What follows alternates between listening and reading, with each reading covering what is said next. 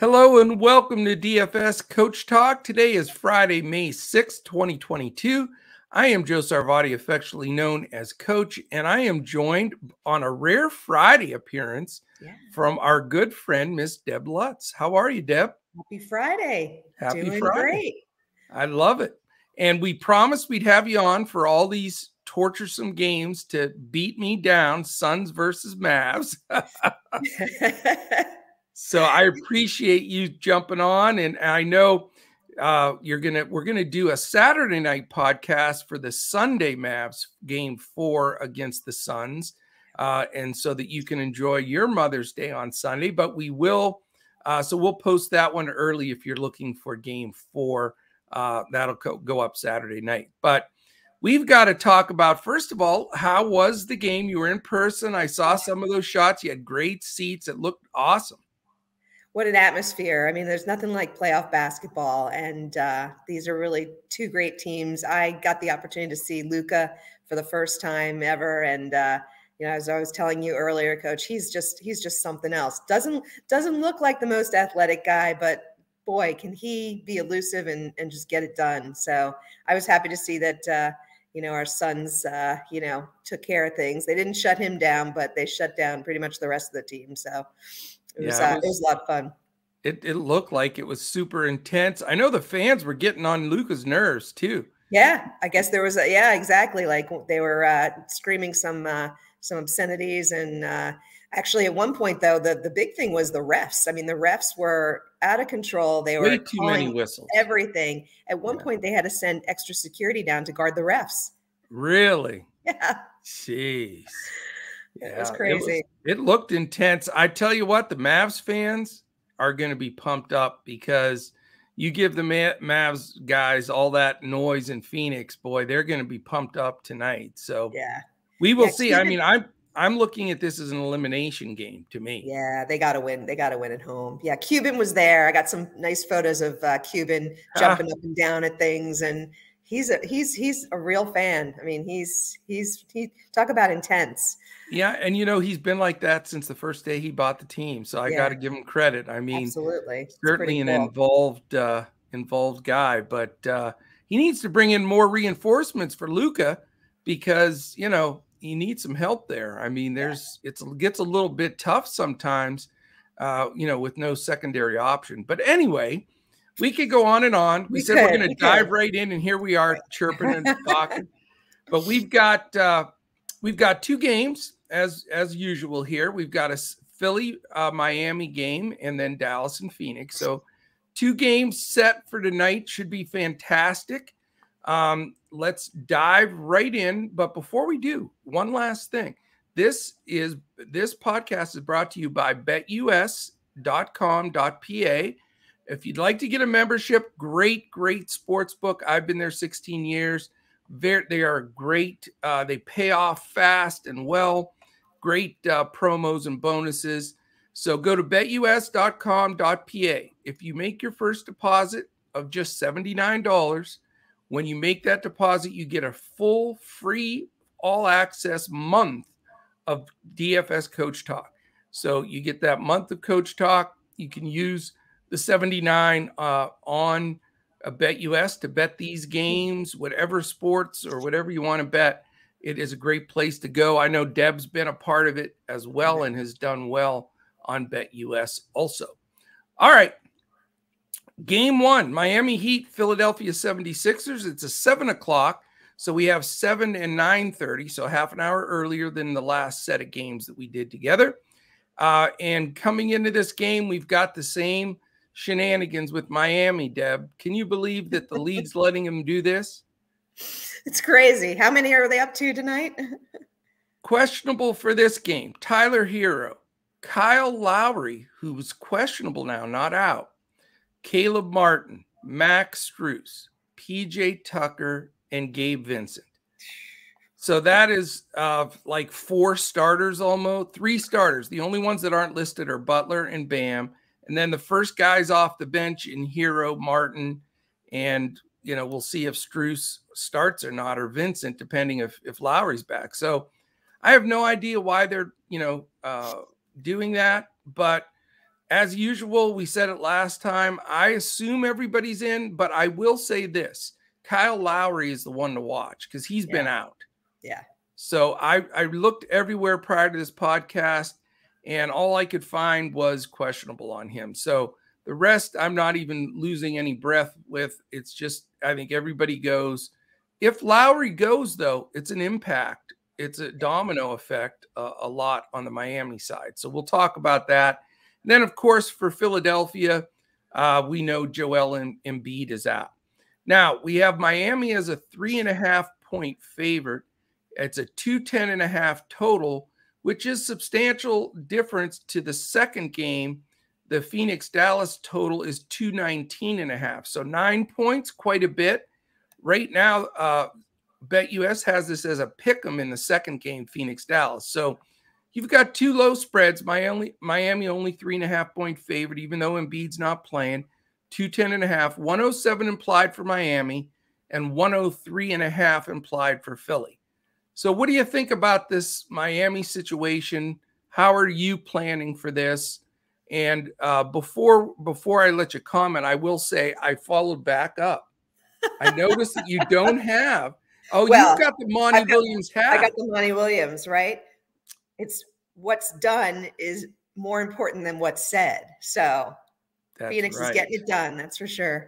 What's done is more important than what's said is correct. I love Monty. Miami Heat. Yes. So, yeah, I, like you, I'm assuming that these guys all play. And I'm also thinking that they might try. I mean, there's not a lot of reason to rush Lowry back, but if he's, they've got they're up 2-0. They're winning pretty handily without Embiid.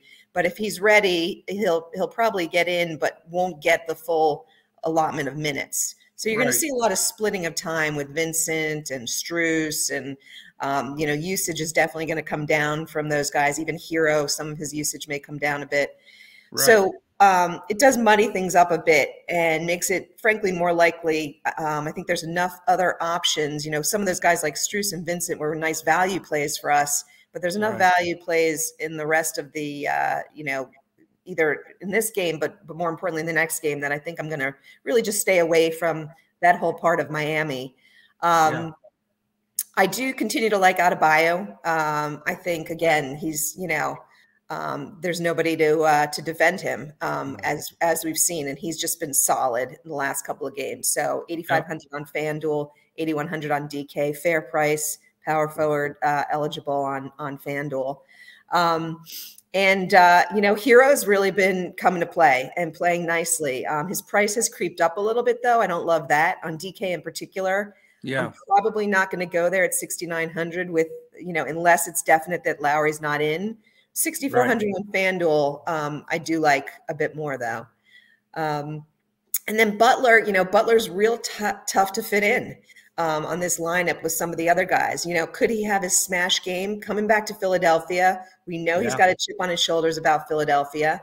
I'm gonna take a look. But at his pricing, he's really, 45 or 48 from Butler, which is sort of more his normal day, is not going to get it done. And if they are beating Philadelphia pretty handily, they're not going to necessarily need the minutes from him. So he's not going to be my first go-to. Be interesting to hear how you feel about that. On the Philadelphia side, actually, one other guy. I am keeping Oladipo in my consideration. He got 28 minutes last game, 26 the game before. Although with Lowry back, again, he's another guy who will probably see some fewer minutes if Lowry plays. So I'm going to look to get him in my lineup if Lowry's out. If Lowry's in, I'll stay away. And real quickly before you jump to Philly, let me throw my 2 cents in on Miami. Great.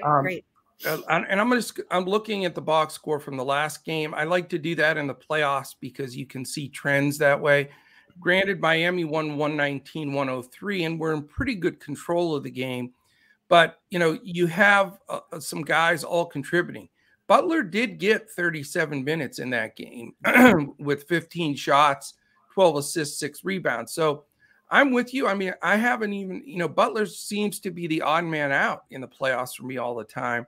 but I'm starting to wonder if he's not a good play here. And the reason I say that, Deb, is, you know, Vegas thinks it's going to stay close. 3.5 is a low spread. So I'm actually trying to find a way to get Jimmy buckets in there, because if it's close, he'll play 40 minutes. There's no doubt, because they have not extended him.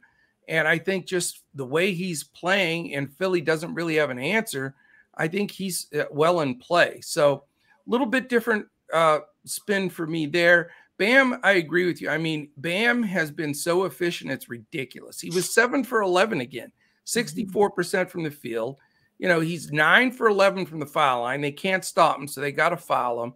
9 rebounds, 3 assists. He had a beautiful backdoor pass that was just looked like a point guard. So Bam stays in play for me. And, you know, he only played 32 minutes in the last game. Yeah. So that's another guy. Can you imagine if you get 40 from Butler and 38 from Bam? Yeah. I mean, you're going to need those guys if the game stays close. So I wanted to mention that, but I'm with you on the rest of these guys. You know, Tucker's an really impossible play because he could get you 2 points. Right. But, you know, then you run into this issue. Lowry, we need that news, because if Lowry plays, even though if he's limited, like I think he will be as well, it still takes a punch in the gut to Tyler Hero, who's been terrific. And then you have Strus, Vincent, and Oladipo and Caleb Martin.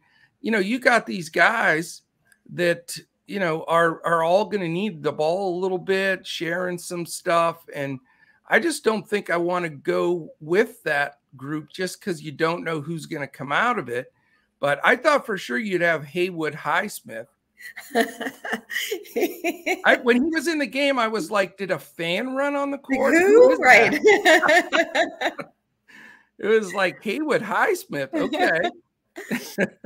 Had to look him up, right? Exactly. Yes. I remember Alonzo Highsmith for the guys, football guys from way back, but that's a whole different story. Anyway, I'm with you. But you know, my look here is go big or go home. I'm probably going to look at Bam or Butler, or just, you know, not fish for all these other guys unless Lowry is ruled out. Then I may revisit it. Yep. I'm right there with you. And I do like the play on Butler. I just think, you know, he's solid. He's not you're not gonna get a bust game from him. And if you roll the dice, you might get a big one. To your point, if it stays close, they're gonna need him. And there is that little Philly narrative. So yeah, the crowd will be on him, and that he's not one of those guys that folds up. He gets mad and plays well. Exactly. Cool. So what about the Sixers? How do they keep this close?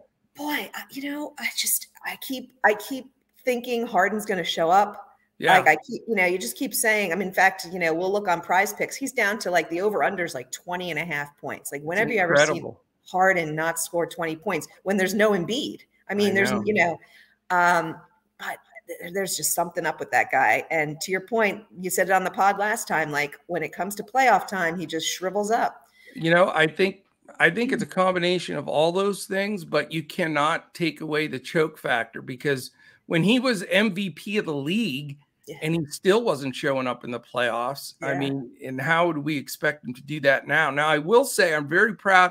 Even though my lineup tanked at the end, Tyrese Maxey was an awesome that call. That was a great call. That was a great call. And I missed that one. I thought he was going to, you know, he was not going to be able to overcome the Miami defense. But what a player he is. Yeah, I've got to, you know, so he's sort of where I'm headlining. His price has not gone up either. He's 7,200 on FanDuel, 7,000 on DK. So he's going to be in my lineups. Let's hope he shows up again like he did in the last game. That was amazing. He just, you know, the ball's in his hand all the time. He's the one making the decisions. He took 22 shots in that game too. Crazy. And the thing is, though, I loved having him at low ownership. Now he's going to be chalky, but it is what it is. Yeah, I know. We'll find it. There's a couple of guys in here I think who could have some low ownership. Okay. You know, Harris is another one. He won't be low owned either, but on 7,300 on DK is a great price for him again with the usage. Yeah. So he's going to be pretty chalky as well, but I think he's someone you really got to have in your lineup. Yeah. You know, otherwise I'm not going to go with Harden. Even though his price is plummeting, he's only on FanDuel, he's sub 9K. But I need to see a big game from Harden before I go back there, because I've been burned too many times. Yeah. And I don't think Miami's the team to do it against, with the way they play their D. So, No. Reed, I've been on the Reed train. He did play more minutes. He's a guy, he's such an energy guy. He gets you those stocks. You feel like you can really smash value with him, but he just isn't cracking it in this series. And again, it may be due to the Miami defense. So, I'm gonna consider him if he fits in, but not a must play by any means for me at this point. And I think those who are kind of playing in both DK and FanDuel are going to see there's a lot of players in that 4,400 to 5,000 range tonight. Right. So I think you have a lot of options. So choosing the right options there is going to be key. And I'm not sure Reed is one of them. Yeah. At the real value end of things, I'm still looking at Korkmaz. His minutes were up. Again, they need offense. And, particularly from the second unit. And his minutes were up. He hit some shots. He looked like he was in rhythm. He's only 3,400 on DK. So he could be like a last guy in value play for me. Mm-hmm. I like it. It's pretty simple with me with Philly. I said the same thing last game. Harris and Maxey are my two go-tos here. I think they're priced fairly, and I think they're the two best players on this team. And it's hard to say that with Harden, but, we've run that route. Now, I will say Harden did get 41.5 minutes. Certainly can pay it off. And for those that are sticking with him, I don't blame you, but I'm not going to be one of those guys at that price. I'd rather have Harris or Maxey. As far as the secondary guys, I do agree with you on Reed and Korkmaz being two options. They're two guys I'll definitely use in GPPs. And Reed may slide into my cash lineup as last guy in, because I still stand by it. If he gets 25 minutes plus and he got 25 minutes and 20 seconds, he's generally going to pay off. Now, he was only 2 for 4 with 4 rebounds and an assist, but he did have 2 blocks and a steal. And, he does that, in short amount of minutes. So I think Reed's a fine play again. I know Jordan's going to take a few minutes and they may go with Niang and stuff a little bit, but I do think Reed's probably the value guy that I'd go to most here, but not planning on loading up on Philly. But if the game stays close, a couple of those key guys are going to be very important. Totally agree. Okay, great. Game 2. I don't know if you care much about this game, but we'll mess with it anyway. It's Suns Mavericks, Dallas and Phoenix in a pick'em, 219.5 total, 109.5 implied for Phoenix, and this actually has Dallas 110, so a half a point higher for Dallas. I'll take it. Now, what do we do in this game? What happens? Is this going to be a closeout? The bottom line is, like we were talking about earlier, to me, it's an elimination game for Dallas. You're down 3-0 to Phoenix. You might as well, get the Cancun reservations going because it ain't happening. So this is a must win. I think the crowd's going to be in a frenzy after, the Phoenix crowd getting a little demonstrative last time. So I'm expecting a great game here, Deb. I really am. I am so fired up for this game. What do you think about the Suns? That's your expertise. I think this is going to be a really close game. I think, versus the previous game.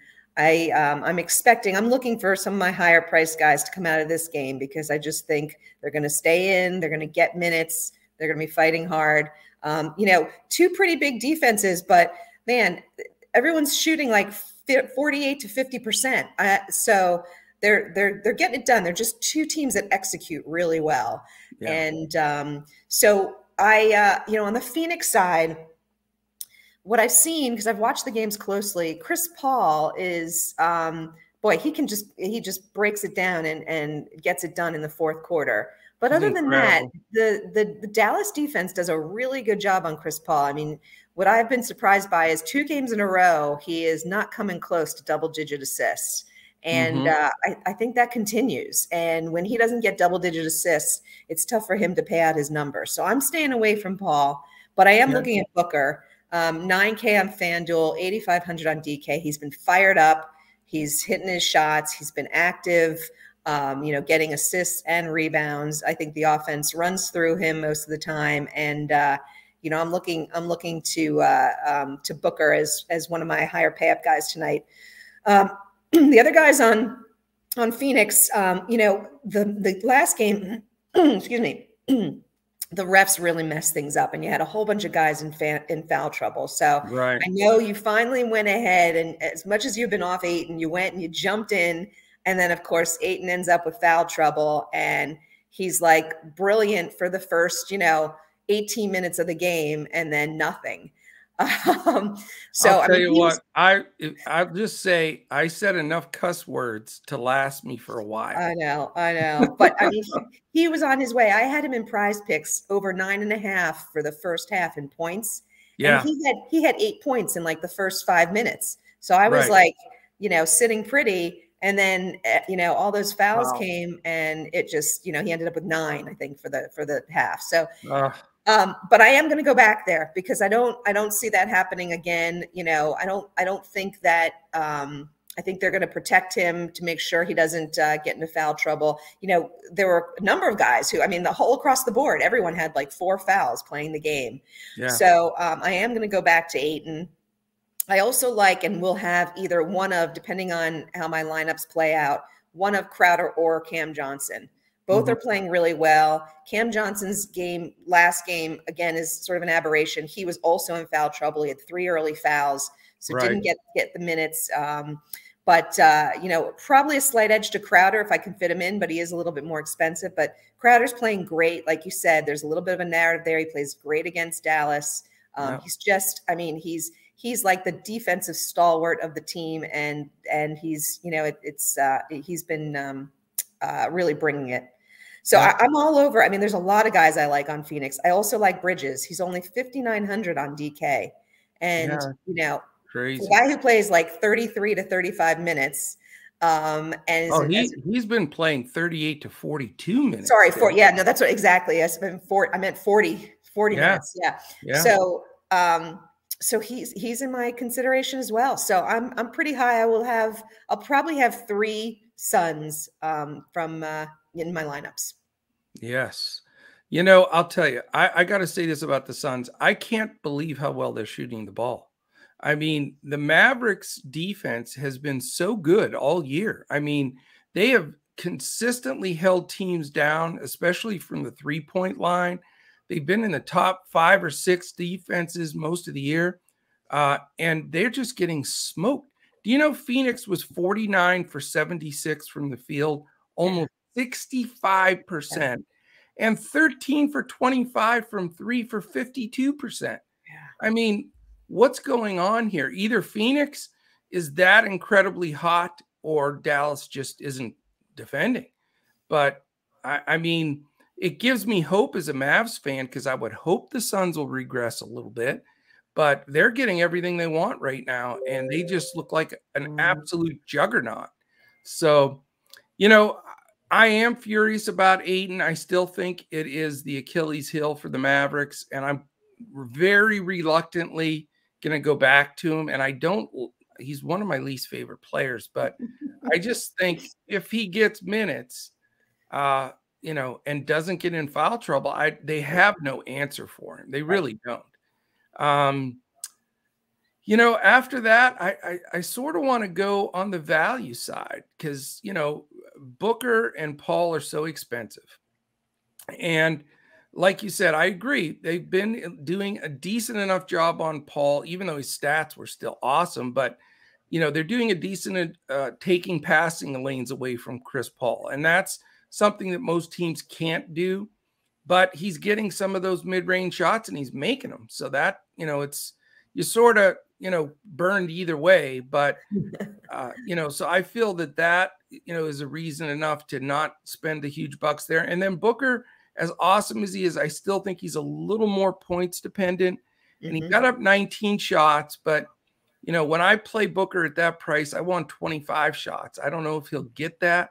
So I'm with you on Bridges. I think is too cheap, but he only took 6 shots. Yeah. I don't get that. I think he'll get more shots. Jay Crowder's been my cheap guy I've had in every lineup, and he's paid off so far. So I'm probably sticking with him.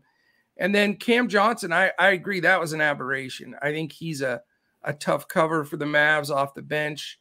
He did get 6 shots up, but only in 17 minutes because of all the fouls. Yeah, so yeah, I like those second flight guys more so, starting with Ayton and then going Bridges, Crowder, Cam Johnson. I think those are the guys that can do the damage for a cheaper price than having to pay up for Booker and Paul, but I could be wrong. All right, Dallas Mavericks. I'll let you sing their praises first. I mean, they're shooting the ball pretty well. They shot 46% from the field, 42% for 3. Usually, if you shoot those numbers, you're in the game, and they weren't. No, exactly. Yeah, no, that's it. I mean, for the 2 great defenses, the defense really wasn't there. So, the question is, does this change? Particularly on the Dallas side, right? So I have 2 questions for you when it comes to the Dallas team, because the first one is I've got, Dinwiddie, Bullock, and Kleba all around the same pricing, right? All within maybe, $400 of each other. And I had been on Bullock earlier in the year. I knew he hadn't been playing well against Phoenix, so I went away from him the first 2 games, which really worked in the first game. I watched him live in the second game, and he was definitely getting open and getting some shots, and he plays the most minutes of those 3 guys. Who do you have a favorite out of those 3? I mean, Dinwiddie, Dinwiddie actually looked really good last game, but I looked at the box score and he didn't get, he really didn't get very many fantasy points. And he played extra minutes because Brunson was in foul trouble. So I'm not as excited about him necessarily, but kind of wondering where you are on those 3. Bullock can be a last guy in because he's going to play 40 minutes or close to it. And that alone, with the fact that he is going to get some open threes, he's playable. I'm not racing to him, though, because his ceiling isn't that high. His floor is pretty safe because of all the minutes, but, I don't think he's a guy that will smash it. And then Dinwiddie, I haven't gone with him yet. And the reason being is he's really a backup. I mean, he's going to come in for Luka and he'll come in for Dinwiddie, and occasionally he'll finish if they go small, but 25 to 28 minutes is probably where he's at. And he's just not quite cheap enough for me to go there. I will say Maxi Kleber is one of my plays today. He never got into a rhythm this last game. He just, it just wasn't in the cards. He was 0 for 3 from 3. I think he gets some more shots up. He definitely plays better at home. And I think, because Powell's been absolutely non-existent. I mean, if the Mavericks had any center, they'd be decent, but he's not a center to begin with. And so I think Kleba, I have him, and it's probably crazy aggressive, but I have him playing 31 minutes. And I think he's going to get up enough shots to be the guy of those 3 to answer your question. Okay. That's helpful. Yeah. He definitely looked, he definitely, well, I know he didn't get his shots in the last game, but he's getting, he's getting the minutes, and he's getting, in the mix at least, and getting shots up. Right. Then the second question is on Luka, right? Yeah. I mean, how high can you go? He's now 11-6. Yeah. And what does he need to do to hit that number against Phoenix? I'm from the same school of thought. I'll quote exactly what I said the last game. I don't care if he's 13K. He is the raw points. I don't see how you don't start with him. I mean, he's a one-man show. This team, the Dallas team's not a good team. I mean, you have Luka Doncic, one of the best players in the league, period. After that, you really could take the rest of this team and just sub them out with any other team in the league and be just as good. I mean, it's that bad. I mean, Jalen Brunson has had a very tough series. Phoenix is a great defensive team, but he was 3 for 12 again, just, in foul trouble again. he's the second best player, and he didn't even start, until midway through this year.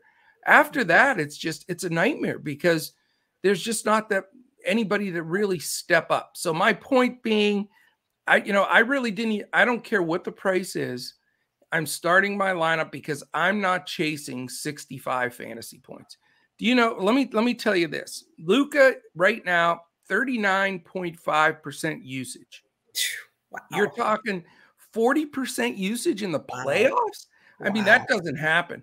And nobody's close to him. He blows everybody away. That's amazing.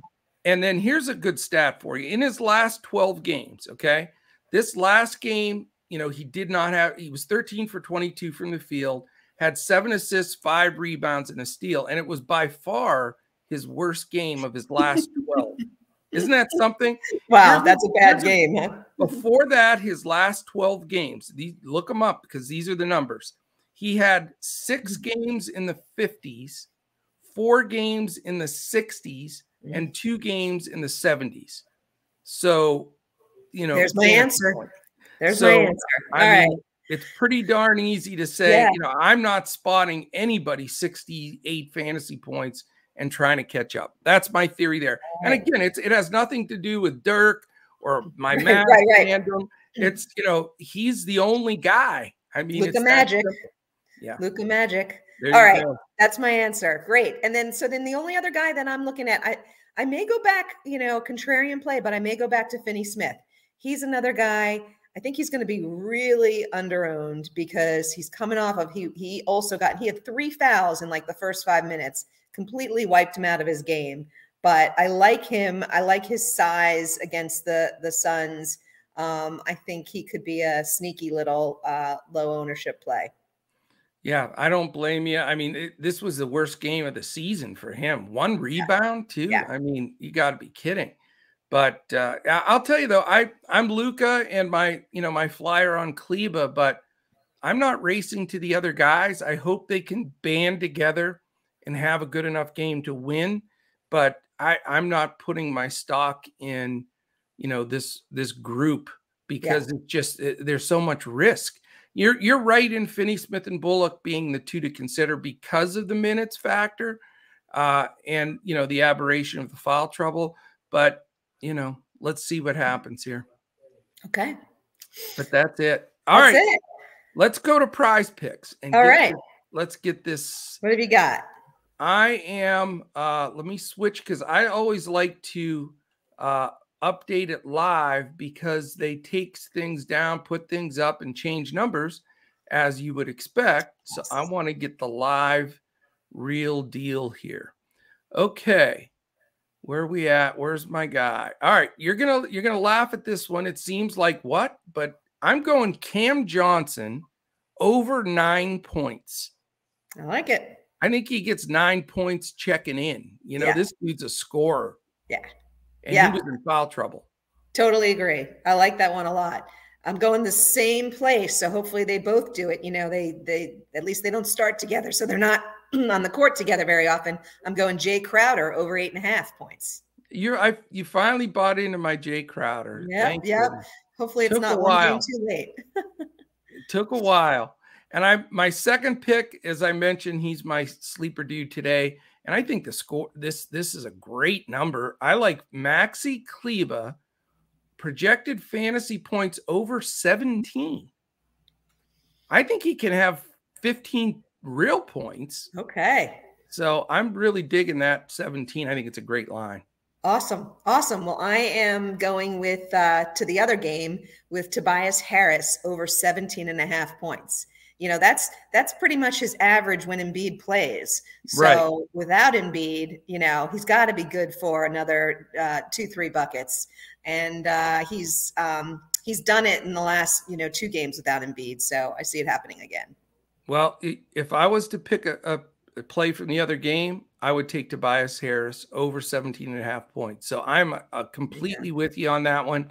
So chips all in the middle of the table on Tobias. There we go. All in. All right. Well, fantastic. I think that's everything. That gives us, hopefully everybody a good look at the build and opportunity to take some stuff down. We are due We've had a few, foul issues, a few other things going on now. I think maybe this could be the night here that we get it done. So let's make it happen. Yeah, let's do it. So I want to thank our presenting sponsor. That is betus.com.pa. If you go there and open an account worth $79, you get a free month of Coach Talk. As soon as you join BetUS, just jump on Twitter. We're at DFS Coach Talk and give us the heads up. We'll get a notification, but it's always good to give us a heads up, and we'll get you right directly in our Discord for a free month. And then if you're watching right now on YouTube, we would ask that you give us a quick thumbs up, hit the subscribe button, and hit that little alarm in the upper corner so you know when any of our podcasts post.